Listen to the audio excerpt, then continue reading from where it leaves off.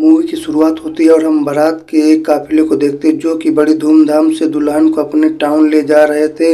यह शादी पास्को नाम के एक आदमी ने एना नाम की एक सिंगल मदर से की है, क्योंकि दोनों ही लोगों के पिछले पार्टनर की डेथ हो चुकी है। एना की एक बेटी भी है जिसका नाम सेंटीना है। वो भी एना के साथ अपने नए घर जा रही होती है। आगे हम देखते हैं शादी की खुशी में पास्को ने अपने टाउन के लोगों के लिए एक शानदार लंच पार्टी रखी है। पार्टी में दूसरी औरतें एना को देखकर तरह तरह की बातें बना रही। उसकी एक बेटी होने के बावजूद वो कितनी खूबसूरत और क्या बेड में वो भी इतनी ही अच्छी होगी, वगैरह वगैरह। दूसरी तरफ हम देखते हैं कि कुछ औरतें एना को लेकर जितना जलन महसूस कर रही होती, वहीं कुछ मर्द अपने ऊपर अफसोस कर रहे थे कि उनके पास एना जैसी खूबसूरत बीवी क्यों नहीं। यह सब देखकर पास्को काफी खुश था, क्योंकि सब लोग उसी पर ध्यान दे रहे थे। इसके बाद फैमिली फोटो के लिए पास्को अपने बेटे लिवियो को बुलाता, जिसे देखकर समझ आ रहा है कि वह इस शादी से खुश नहीं है। फोटो लेने के बाद रात में जब पास्को एना के साथ सुहागरात मनाने की तैयारी कर रहा था, तभी पास्को का एक दोस्त उसके घर के बाहर से उसे आवाज लगाता है।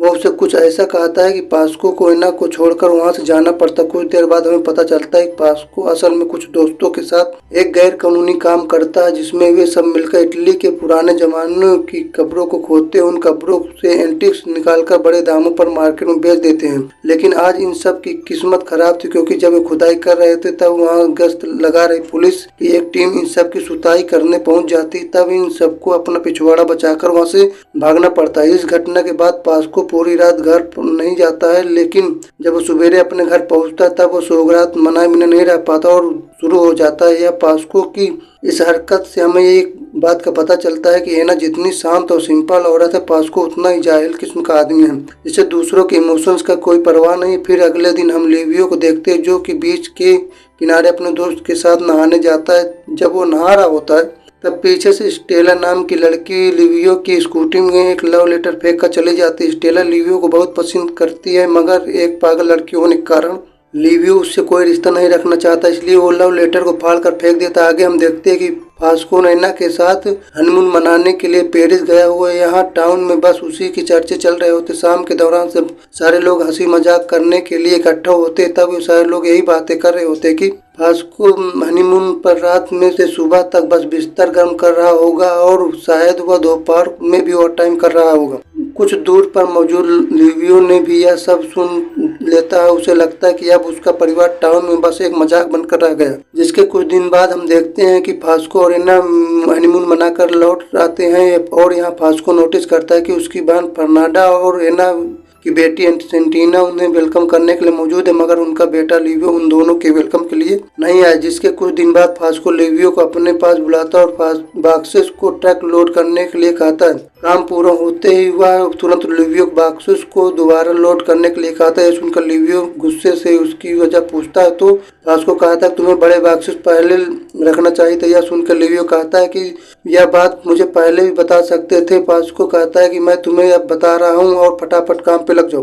पास्को उनके सभी पड़ोसियों के सामने लिवियो की बेइज्जती करता है, जहाँ एना भी मौजूद होते, जिससे लिवियो को शर्मिंदगी महसूस होती। जिसके बाद रात में जब एना पास्को उनके रूम में थे, तब एना पास्को से कहती है कि तुम्हें लिवियो को इतना नहीं डांटना चाहिए, क्योंकि वह अब बड़ा हो चुका है और तुम्हारी बातों का वह दिल पर ले लेता है। पास्को कहता है कि ऐसा नहीं है, उसे मेरी ये डांट की आदत है और वह जल्दी ही सब भूल जाएगा। इसके बाद पास्को उसके साथ इंटीमेट होने लगता है, क्योंकि कल वह कुछ दिनों के लिए दूसरे शहर में उन बॉक्सों की डिलीवरी करने जाना होता है, जहां अगली सुबह वह चला जाता है। और दूसरे सीन में हम देखते हैं कि लिवियो अपनी छोटी बहन को एक कहानी सुना रहा होता, तभी एना वहां आ जाती है और सेंटीना को उसके कमरे में जाने को कहती है, लेकिन वह मना कर देती है और कहती है कि उसे लिवियो के साथ ही सोना। ये देखकर एना खुश हो जाती है और उन दोनों के बीच सौतेला जैसा कुछ नहीं रहा और उनकी बॉन्डिंग काफी अच्छी हो गई है। जिसके कुछ दिन बाद पास्को वापस आता है और रात को में एना और सेंटीना के साथ एक पार्टी में जाता है,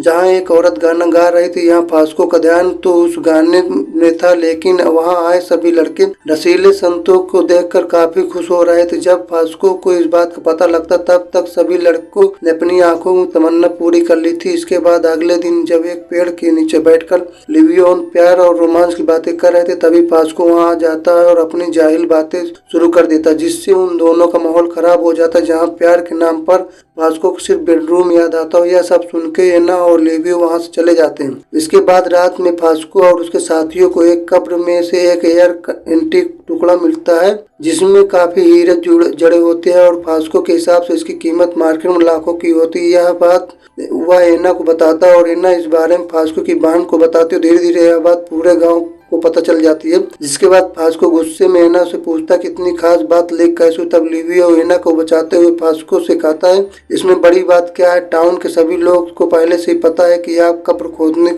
वाला काम करते हैं। और तब इस बात पर दोनों के बीच कहासुनी हो जाती। लिवियो खाने के टेबल को छोड़कर वहां चला जाता। फिर यहाँ सीन कट होता है और रात में हम देखते हैं कि एना प्यार से फास्को के पास एक बियर की बोतल लेकर जाती है। उससे कहती है कि इस बार लिवियो को अपने साथ लिवली पर ले जाओ और एक बाप बनकर प्यार से उसे दुनियादारी सिखाओ। यह फास्को एना की बात से एग्री तो करता है, मगर इस बार वह बेहद ही एंटीक चीज को स्मगल करने के वाला होता है और इसमें पकड़े जाने का काफी खतरा होता है, इसलिए वह लिवियो को साथ ले जाने से खतरा मोल नहीं ले सकता। फिर अगली सुबह हम देखते हैं कि लिवियो अपनी मस्तीखोर दोस्तों के साथ बीच पर नहा रहा होता है और स्टेला चुपके से उन्हें देख रही होती।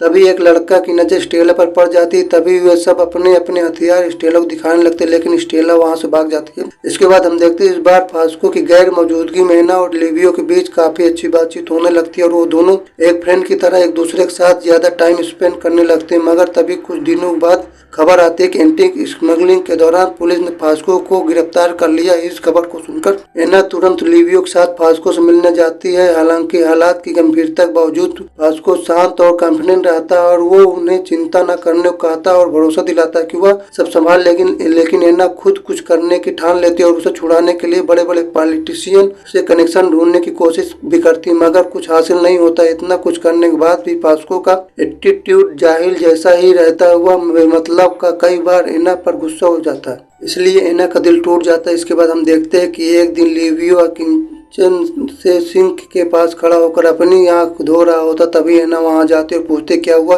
आंख को लिवियो बताता है कि आंखों में कुछ चला गया। तब एना लिवियो के पास जाकर उसकी आंख से कचरा निकालने लगती। इस आंख की सफाई के दौरान एना लिवियो के इतना करीब आ जाती है कि लिवियो के मन में लड्डू फूटने लगते और एना को किस कर लेता है। अब क्योंकि एना कई बार दिनों से प्यार के लिए तरस रही होती, इसलिए वह भी लिवियो को किस करना शुरू कर देती। मगर कुछ सेकंड बाद एना को यह एहसास हो जाता है कि यह गलत है। वह फिर अपने आप को काबू करते हुए वहां से चली जाती है और उसे लगता है कि यह सब खत्म हो गया, लेकिन किस्मत की कुछ और ही प्लान थी। अब लिवियो को एना की खूबसूरती का स्वाद लग चुका था, इसलिए वो एना के पीछे आगे मंडाने शुरू कर देता है ताकि वो उसके साथ एक और मौका बना सके। मगर अब एना समझ चुकी है यह सब गलत है, क्योंकि लिवियो उसका सौतेला बेटा है। आगे हम देखते हैं कि जब लिवियो एना को जोर लगाकर मनाने की कोशिश करता है, तब एना उसको फास्को को इस बारे में बताने की धमकी भी देती है, मगर लिवियो को इस पर कोई असर नहीं पड़ता है। वह बार बार कोशिश करता रहता है। अब कुछ दिन की कोशिश करने के बाद लिवियो देखता है कि एना को पानी उसके सारे दांव पेच फेल हो रहे हैं। तब एना लिवियो को इस बारे में समझाने की कोशिश करती है, मगर लिवियो नहीं सुनता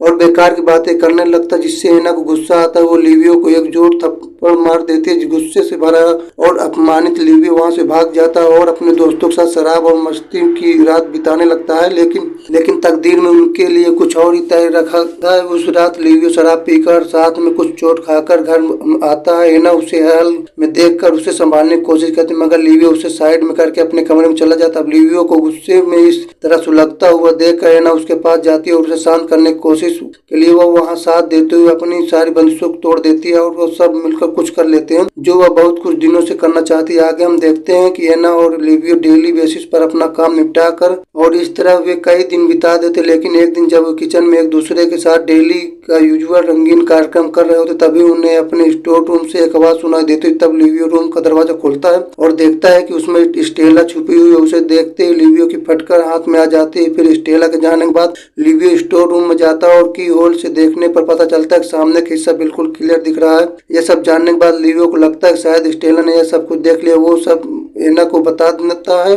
लिवियो साथ में यह भी कहता है कि स्टेला एक पागल लड़की, अगर वो किसी को हमारे रिलेशन के बारे में बताएगी भी तो कोई भी उस पर यकीन नहीं करेगा। मगर कुछ दिन बाद उसकी यह गलतफहमी दूर हो जाती क्योंकि खबर मिलती है कि फास्को जेल से छूटकर घर आने वाला। एना जानती थी कि स्टेला की बात पर शायद कोई यकीन न करे, लेकिन अगर स्टेला ने फास्को को यह बात बता दी तो वह जरूर इसकी बात पर यकीन करेगा। अब यह सब जानने के बाद एना बहुत घबराती है। मदद के लिए वह फर्नांड को बुलाती है। अब जब स्टेला अफेयर वाली सारी बात फर्नांड को मालूम पड़ती तब वह एना पर गुस्सा करती है और साथ ही वह एना को यह भी समझाती कि किसी भी तरह फास्को को यह सब बात पता नहीं चलनी चाहिए। आगे हम देखते हैं कि जिस दिन फास्को जेल छूटकर घर आता उस दिन मोहल्ले में एक वेलकम पार्टी रखी जाती है जहाँ सारे लोग काफी खुश होते, लेकिन एना लिवियो और फर्नांडा की फटी पड़ी होती है क्योंकि वे डरे हुए थे। लेकिन फास्को पीकर पूरा टल्ली था और उसको ध्यान किसी पर नहीं जाता। अब ढेर सारी शराब पीने के बाद फास्को बीच के किनारे अपनी टंकी खाली करने जाता जहाँ टेस्ला उसका इंतजार कर रही होती है और वह फास्को को सब कुछ बता देती है। पर यहाँ सीन कट होता है और आगे हम देखते हैं कि फास्को, लिवियो और एना घर पर होते हैं और फास्को बहुत नॉर्मल होकर बात कर रहा होता है। फिर फास्को एना को ठंडा पानी लाने के लिए नीचे भेज देता है ताकि वह लिवियो से अकेले में बात कर सके। फास्को बताता है कि उसे सब कुछ मालूम पड़ चुका है मगर वह इस छोटी सी जिंदगी को अपने बेटे को खोजते हुए बिताना नहीं चाहता, इसलिए वह फॉरगेट और फॉरगिव वाली रूल को अपना कर चलता है और आगे भी चलता रहेगा। इस बात से लिवियो समझ जाता है कि उसे एना और अपने रिश्ते को ताला लगाकर दरिया में फेंकना होगा और ऐसा प्रिंटेड करना होगा कि यह सब कुछ कभी हुआ ही नहीं था। इससे परिवार की इमेज और परिवार दोनों बचेंगे। अब ऐसे ही कुछ साल बीत जाते हैं और आगे हम देखते हैं कि लिवियो की शादी एंटोनिना की एक खूबसूरत लड़की से हो रही है। मगर यहाँ लिवियो, फास्को और एना की नजर एक दूसरे से बार बार टकरा रही, जिससे यह पता चलता है कि यह परिवार आज भी अपने पास्ट को भूल नहीं पाया है। फिर सब मिलकर एक फैमिली फोटो लेते हैं और इसी के साथ यह मूवी यहीं पर खत्म हो जाती है।